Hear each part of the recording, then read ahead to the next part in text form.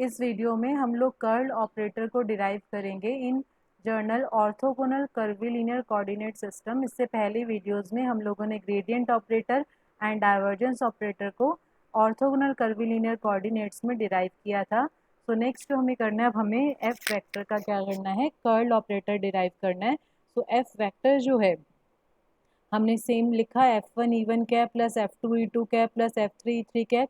Next step में मैंने E1 cap E2 cap और E3 कैप की वैल्यू पुटअप करी। नोट, जब हम लोगों ने डाइवर्जेंस वाला स्टार्ट किया था वहाँ भी मैंने E1 कैप की वैल्यू पुट की थी, पर वहाँ पर इन terms of V and W put की थी। तो ये क्वेश्चन की रिक्वायरमेंट के अकॉर्डिंग है। यहाँ पर थोड़ा सा नोट करना है हमें कि हम यहाँ पे जब वैल्यू को पुटअप करेंगे that will be in terms of gradient of U, E1 cap की वैल्यू। तो E1 कैप की value H1 del U, E2 cap की value H2 del V and E3 cap की वैल्यू H3 डेल W। अब हमने curl operator apply करना है, तो हम लोगों ने दोनों साइड डेल क्रॉस लिखा। अब नेक्स्ट जो है, अगर हम चेक करें again the property del cross phi F, अगर हम यहाँ पे देखें ये जो F1 H1 है ये हमारा फाई बन जाएगा, मीन्स स्केलर फंक्शन बन जाएगा। और ये जो ग्रेडियंट ऑफ यू है वो हमारे पास क्या है, एफ वेक्टर है। तो यहाँ पर अगर हम ये फॉर्मूला यूज़ करें, gradient of phi means gradient of F1 H1 cross del U plus phi means F1 H1 into del cross del U, जो कि हमारा एफ वेक्टर है। और ये जो आगे समेशन लिखे, जैसे हमने इससे पहले चेक किया था डाइवर्जेंस के लिए कि हमारे पास देखो ये 3 टर्म्स हैं, F2 H2 भी है, F3 H3 भी है, पर मैं क्या करूँगी सिर्फ F1 H1 डेल यू वाली टर्म को सॉल्व करूँगी। आगे समेशन लिख दिया ताकि हमारा जो क्वेश्चन है उसमें हमें बार बार जो है एक्सप्रेशन वो ना लिखना पड़े, क्योंकि सिमिलर एक्सप्रेशन है। तो मैं सिर्फ फर्स्ट टर्म को सॉल्व करूँगी इस ब्रैकेट की, एंड आगे मैंने यहाँ पे समेशन अप्लाई किया। तो समेशन हर स्टेप पे चलेगा। अब नेक्स्ट स्टेप में अब हम क्या कर सकते हैं, हम लोग यहाँ पर del gradient of F1 H1 और यहाँ पर क्या हमारे पास क्रॉस डेल यू प्लस, अब पहले तो हम फर्स्ट सेकेंड टर्म की बात करते हैं। जो सेकेंड टर्म है हमारे पास that is curl of gradient. हमने पहले भी बोला है कर्ल ऑफ ग्रेडियंट हमेशा क्या होता है, ज़ीरो होता है। तो जो सेकेंड टर्म है वो तो ज़ीरो हो जाएगी। जो फर्स्ट टर्म है, फर्स्ट टर्म का जो क्रॉस डेल यू है वो तो हम लोगों ने एज इट इज़ बाहर लिखा। अब ये बचा हमारा gradient of F1 H1। F1 H1 का ग्रेडियंट मतलब हम F1 H1 पे क्या करेंगे, डेल ऑपरेटर जो है वो अप्लाई कर देंगे। तो जैसे हम लोगों ने वहाँ पे किया हुआ है वो हमने फॉर्मूला जो है बेसिकली हम लोगों ने ग्रेडियंट की जो डेफिनेशन होती है curly by curly U del U plus curly by curly V del V plus curly by curly W del W, वो हम लोगों ने बेसिकली यहाँ पर यूज़ किया है।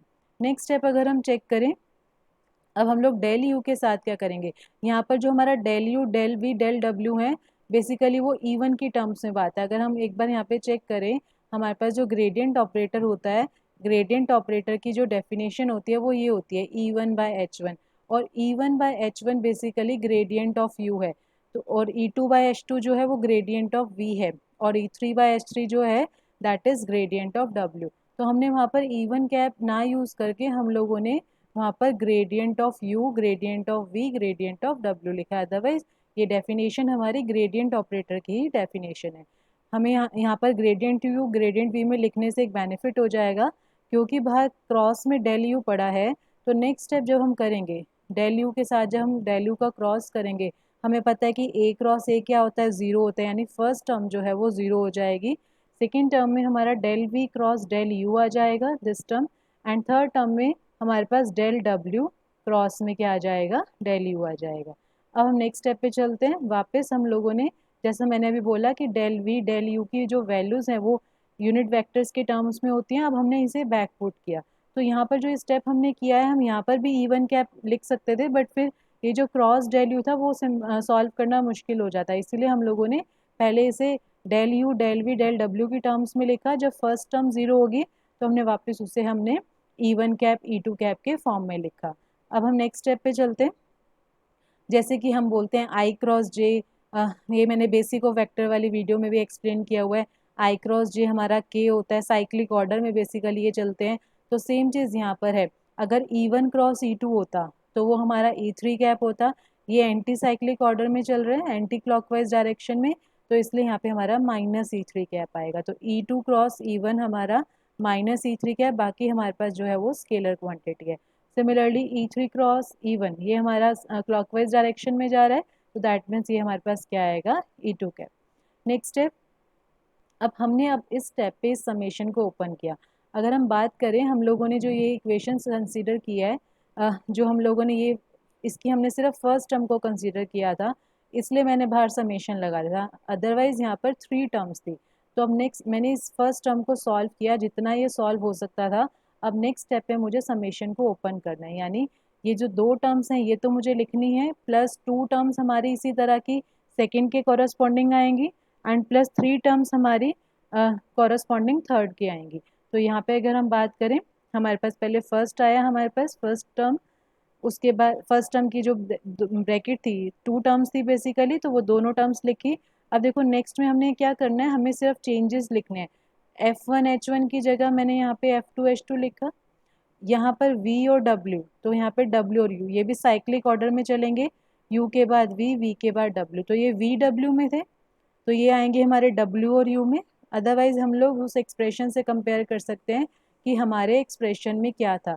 हमारे एक्सप्रेशन में अगर हम चेक करें, यहाँ पे F1H1 की जगह F2H2 था, U की जगह V और V की जगह हमारे पास क्या था, यहाँ पे W था। तो वो हमने सिमिलर रिजल्ट लिखना है, तो हम लोग नोटेशंस को चेक कर सकते हैं कि यहाँ पे पहले अगर हम चेक करें H1H2 था, तो यहाँ पे हमने H2H3 लिखा, H3H1 था, तो नेक्स्ट क्या बनेगा, H1H2, means cyclic order basically हमने रखना है, जैसे H1H2 2 पे खत्म हुआ तो H2H3। सिमिलरली V के बाद आएगा यहाँ पे W, इस टर्म में W के बाद क्या आएगा, U आएगा, तो एक साइक्लिक ऑर्डर मेंटेन रहा है। तो इस तरह से हमारे पास 6 टर्म्स आ गई हैं। अब हमने इसमें क्या किया, जो E1 कैप वाली टर्म्स थी उन्हें सेपरेट किया, E2 कैप वाली टर्म्स को सेपरेट किया, एंड E3 कैप वाली टर्म्स को क्या किया, सेपरेट किया। और उसके बाद हम अगर इसे डिटर्मिनेंट फॉर्म लिखें, और उसके बाद हम चेक करेंगे कि यही डिटर्मिनेंट को सॉल्व करके हमारे पास यही इक्वेशन आ जाएगी। तो अगर हम डिटर्मिनेंट लिखें तो हम ऐसे लिखेंगे, E1 cap by H2H3, E2 cap by H3H1, E3 cap by H1H2। अगर हम इस फॉर्म में डिटर्मिनेंट लिखे, अब हमने ये चेक करना है कि क्या इस डिटर्मिनेंट को सॉल्व करके वापस यही इक्वेशन आ रही है। हम एक कंपोनेंट चेक कर लेते हैं। सपोज हमने फर्स्ट रो के फर्स्ट एलिमेंट से चेक करना है, तो अगर हम इस रो को डिलीट करेंगे और इस कॉलम को डिलीट करेंगे, E1 कैप बाई H2H3 आएगा, दिस फैक्टर इनटू में curly by curly V of H3F3, this term जो मैच हो रही है, minus curly by curly W of H2F2 जो कि ये टर्म आ रही है। लाइकवाइज बाकी टर्म्स भी चेक कर सकते हैं। तो डिटर्मिनेंट को अगर हम सॉल्व करेंगे तो हमारे पास यही एक्सप्रेशन आ जाएगा। दैट मीन्स हमने इस एक्सप्रेशन को डिटर्मिनेंट फॉर्म में लिखा। नेक्स्ट स्टेप में हम लोगों ने क्या किया, हम लोगों ने H1 H2 H3 से हमने फर्स्ट जो टर्म है उसको, फर्स्ट रो को हमने मल्टीप्लाई किया बाय H1 H2 H3। तो अगर हम खुद से मल्टीप्लाई कर रहे हैं तो खुद से डिवाइड भी करेंगे, तो इसलिए 1/H1 H2 H3 जो है वो डिवीजन में आ गया।